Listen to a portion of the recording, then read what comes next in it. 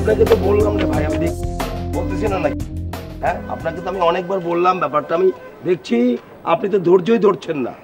এইসব ব্যাপারে ধৈর্য ধারণ করতে হবে, আপনার মধ্যে কোনো ধৈর্য নাই। আরে জহির ভাই, ধৈর্যের কথা আর কি শোনাচ্ছেন ভাই? ধৈর্য ধরার অবস্থা কি আমার আছে? আমি কয় ঘন্টা হলো আপনার এখানে এসেছি, এই কয় ঘন্টার ব্যবধানে ওদিকে কি ঘটনা ঘটেছে আপনি জানেন? আরে আমি বাড়িতে, নিজের বাড়িতে যেয়ে দেখেছি ওইখানে নেম প্লেট বদল। ওটা আর এখন হক ভিলা নাই, ওটা এখন মোহাম্মদ কিসলু ভিলা।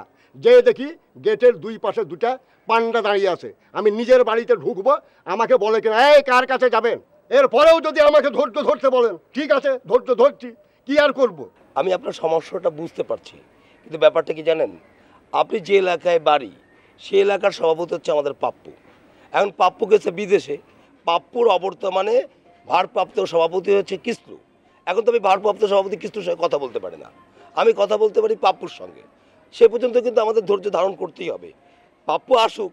আর আপনি তো বলছেন আমি পলিটিক্স করি, আমার তো কিছু বিষয় আছে, পলিটিক্যাল ম্যানার আমাদের মানতেই হবে। কারণ এইগুলো না মেনে তো আর আমি চলতে পারি না। ও, আমি বুঝে ফেলেছি ভাই। ভাই, ওই পাপ্পুর আসার অপেক্ষা করলে আমি আর বাড়ি পাবো না। এই 3 ঘন্টার ব্যবধানেই যে ঘটনা ঘটে গিয়েছে ভাই, ওই বাড়ি আমি আপনার কাছে এসেছিলাম একটা সমাধানের লেগে। আপনি বলে দেন স্পষ্ট করে যে না আপনি এটা পারবেন না, আমি তাহলে অন্য ব্যবস্থা করি। আমি তো আর শক্তিতে পারবো না, আমি তাহলে আইনের আশ্রয় নিই, মামলা করি তাহলে। তাছাড়া আমার তো আর কিছুই করার নয়, আমি তো এর জন্য আমার বাড়ি হারাতে পারি না ভাই। মামলা করবেন তো এখানে আসছেন কেন? মামলাই করেন গা। আপনার তো ডাইন বাবু, আমি কিচ্ছু বুঝছি না। মামলাও করবেন, এখানেও আসবেন, তা তো হইতে পারে না। আপনাকে একটা টাইম দিলাম, সেই ধৈর্য পর্যন্ত আপনার নাই। যান, আইনের আশ্রয় নেন গা। আইন যদি আপনাকে রক্ষা করে, যান ওখানে যান। আমাকে 14 বার আসছেন কেন? আমি তো মামলা মোকদ্দমার লোক না ভাই, আমি এসেছিলাম আপনার কাছেই সমাধান চাইতে। আপনি সে সমাধান করে দিতে পারলেন না। আমি বুঝেছি আমার বাড়ি শেষ, বাড়ি আমি আর ফিরে পাবো না। বাইরে আমার এই বাড়ি সহায় সম্বলহীন হয়ে আমাকে বাড়ি থেকে ফিরে যেতে হবে। আমি আর কি করবো আমি জানি না। নসর ভাই, আসসালামু আলাইকুম। আরে কেমন আছেন কিসলু ভাই? এই তো আপনার দোয়া, আপনার দোয়া করছেন আসি ভাই।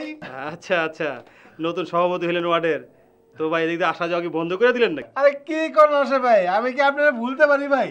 বুঝেন তো কত উড়া দূরের মধ্যে থাকা লাগে। ভাই আমি একটু আগে এই দিক দিয়ে যাইতেছিলাম, তো ভাইয়ের কথা মনে পড়লো, বললাম।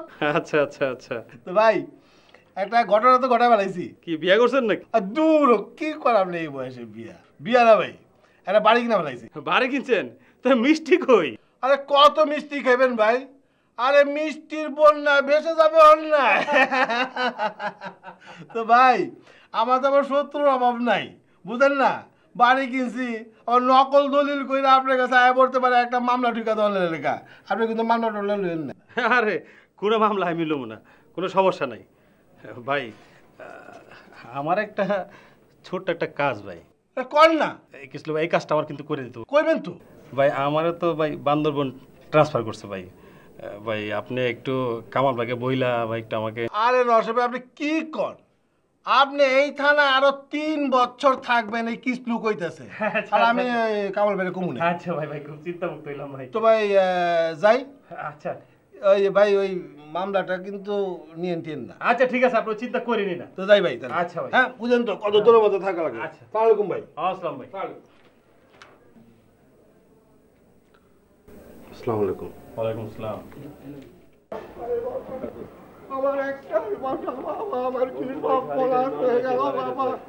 আমাকে কে আর দেখবে বাবা? কিছু আমাকে বাঁচাল বাবা, আমাকে রক্ষা করেন বাবা। আমার আর সহায় সম্বলহীন করেন না। ওই বাসায় আমার সম্বল, আমি আর কিছু চাই না। পথের ফকির করেন না। আমার বউ নাই, ছেলে নাই, মেয়ে নাই বাবা। হ্যাঁ আমি আপনার ছেলে না? হ্যাঁ আমি পুরান আপনার। আপনি কামে যেতেছেন তো? ওটা না আপনি। পাঞ্জাবিটা নষ্ট হইতেছে। আমাকে আটাটা ফিরো দাও বাবা, আটাটা ফিরো দাও বাবা। আরে চাচা, আমি আর কিছু চাই না। আমার কথা শুনেন, আমি যেটা কইতাছি। ওই ওই একদম চুপ, একটা গুলো করে দেবো।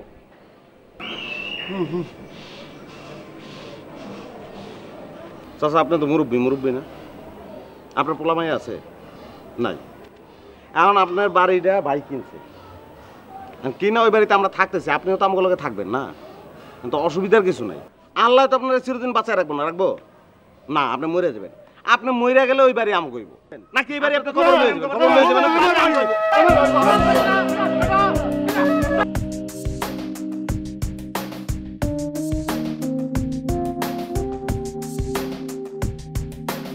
না